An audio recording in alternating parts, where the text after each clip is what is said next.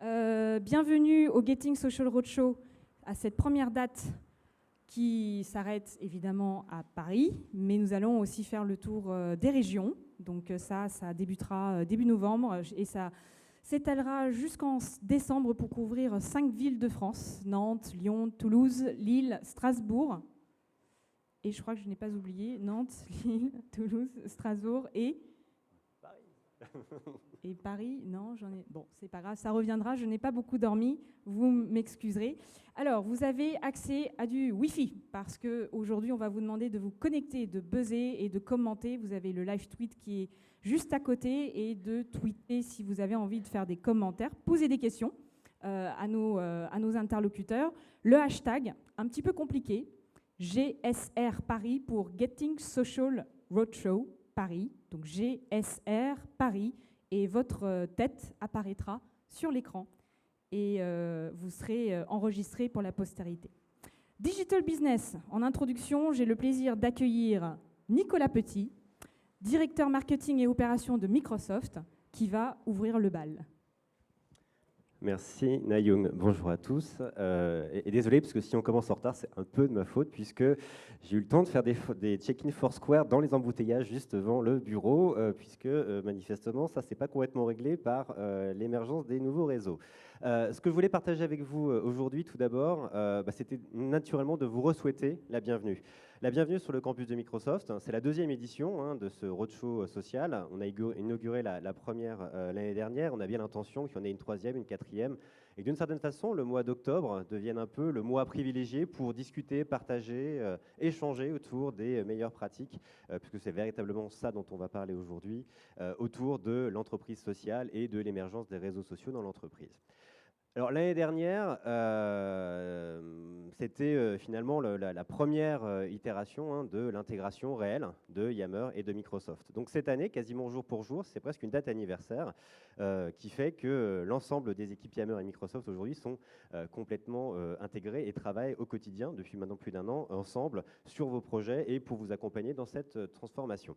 On vous proposera d'ailleurs, en fin d'après-midi, je crois, de souffler, si vous êtes encore là avec nous, quelques bougies pour célébrer non, très pas officiellement. juste une, parce que c'est le premier anniversaire. Exactement, c'est la première année, mais néanmoins, on pourra la souffler de manière sociale et collaborative. Ce qui est important, c'est effectivement de regarder un petit peu le chemin parcouru cette dernière année. L'année dernière, et j'étais sur ces mêmes scènes, en vous présentant un peu notre stratégie sur ce terrain-là, beaucoup d'entre vous nous posiez des questions très légitimes, somme toute, sur Yammer, Microsoft, d'un point de vue technologique, d'un point de vue stratégique, d'un point de vue engagement sur nos usages, comment ça va se passer. Fondamentalement, l'année dernière, ces équipes se sont rencontrées, ont appris à travailler ensemble et depuis un an, ont travaillé main dans la main, très étroitement, puisqu'aujourd'hui c'est la même organisation, pour faire émerger des cas d'usage, pour vous accompagner sur des exemples extrêmement pratiques que l'on va revoir cet après-midi, puisque le social, c'est bien d'en parler, c'est mieux de le faire. Et donc, on va véritablement revenir sur les cas d'usage, les exemples, ce qui marche pas, comment faire en sorte que l'émergence d'un réseau social d'entreprise aujourd'hui fonctionne et donne les résultats attendus dans l'entreprise. Premier point. Deuxième point, et je voulais revenir aussi sur ce terrain-là, on parle beaucoup, lorsqu'on parle d'entreprise sociale, effectivement de digitalisation, en gros, de notre univers, de numérisation de notre univers. Je vais prendre juste deux exemples qui sont parus dans la presse il n'y a pas très longtemps. Article de Forbes, il y a à peu près maintenant 12 à 14 mois, qui en gros exprime d'une manière assez claire et parfois peut-être un petit peu brutale qu'aujourd'hui chaque entreprise est une entreprise de logiciels. Alors qu'est-ce que veut dire l'auteur de l'article par là? C'est qu'aujourd'hui, fondamentalement, le numérique n'est pas un à côté. Ce n'est pas quelque chose qui est périphérique, ce n'est pas un gadget, ce n'est pas quelque chose qui est réservé aux experts. C'est que le numérique, de plus en plus aujourd'hui, est au cœur de l'activité de nos entreprises. C'est vrai naturellement sur des aspects très pratiques. La génération qui rentre dans les entreprises aujourd'hui a été bercée par le numérique. C'est vrai aussi sur des éléments beaucoup plus métiers, beaucoup plus business. L'activité d'une banque, d'une compagnie aérienne, d'une compagnie de tourisme, d'une administration d'utilité publique comme la Poste par exemple aujourd'hui, sont complètement revues par l'éruption du numérique, à la fois au niveau des utilisateurs. On sait tous que dans tous les smartphones, ils sont tous hyper connectés, ils sont tous géolocalisés, ou en tout cas de plus en plus, et que ça change radicalement la façon de voir la relation client. Sûr que si vous êtes hôtelier et que vous ne préoccupez pas de ce qui se dit sur les réseaux sociaux spécialisés, fondamentalement, c'est un problème. De la même manière, au sein des organisations, l'irruption de cette vague numérique a fait dire à Gilles Babinet, éminence du Conseil national du numérique, que dans un article des Échos il n'y a pas très très longtemps, s'est posé une question simple, et qui est une vraie question. Est-ce que le CAC 40 résistera à la transformation numérique ? Si j'étends un petit peu, ce n'est pas que le CAC 40, c'est est-ce que les entreprises, de manière globale, sont aujourd'hui prêtes à cette révolution numérique, la révolution des usages des utilisateurs, mais aussi la révolution réelle de leur business model. C'est une question qui n'est absolument pas théorique. Si vous prenez le Forbes 100 aux États-Unis, 100 plus grandes entreprises, 70 d'entre elles, 70%, n'existaient pas il y a 30 ans. Si vous faites la même analyse sur le CAC 40 en France, c'est un petit peu différent, parce qu'il y en a une qui n'existait pas il y a 30 ans. Ce qui est certain, c'est que cette vague de transformation, de transformation profonde, de remise en cause, même parfois, à la fois du business model, mais même de la manière fondamentale de regarder le modèle de l'entreprise, le modèle organisationnel, le modèle hiérarchique, la façon d'accueillir les générations, font aujourd'hui que c'est un sujet important. On est dans un univers aujourd'hui unique, où 3 générations cohabitent pour la première fois dans l'histoire, sous le même toit, avec des usages numériques et une adoption du numérique extrêmement hétérogène. La génération des baby boomers, la fin, la génération X et la génération Y. D'un point de vue d'un DRH, c'est un challenge important. D'un point de vue d'un manager, c'est un challenge important. Et donc pour terminer sur ce terrain-là, et avant de justement lancer le reste des sessions sur l'impact à la fois du numérique et ce que signifie finalement le social dans l'entreprise, je voulais juste partager avec vous une conviction très pratique et qui a été un petit peu échafaudée par les faits.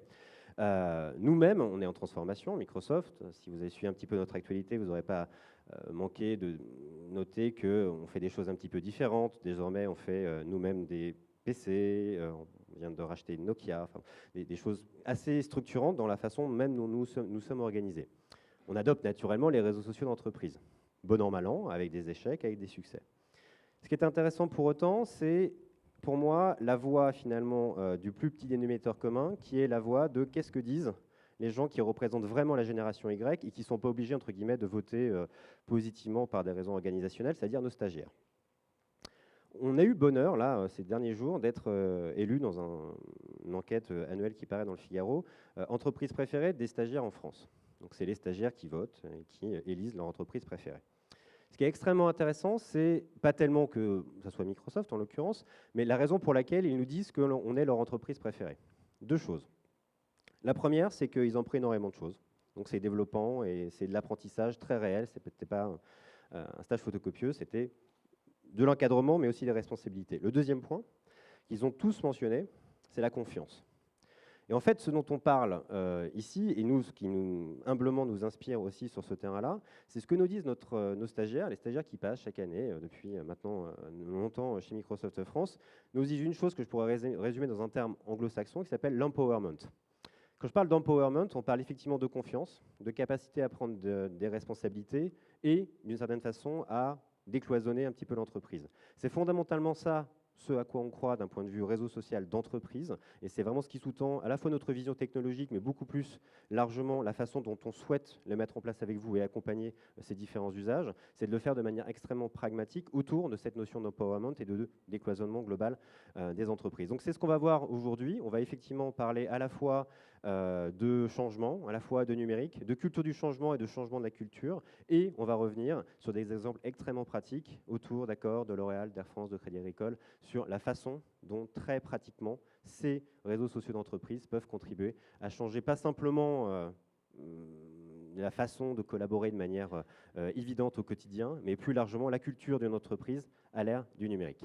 Sur ce, je vous souhaite une excellente journée. J'espère que vous serez nombreux parmi nous ce soir pour souffler cette première bougie et je laisse la parole à l'interlocuteur suivant. Merci. Merci beaucoup Nicolas.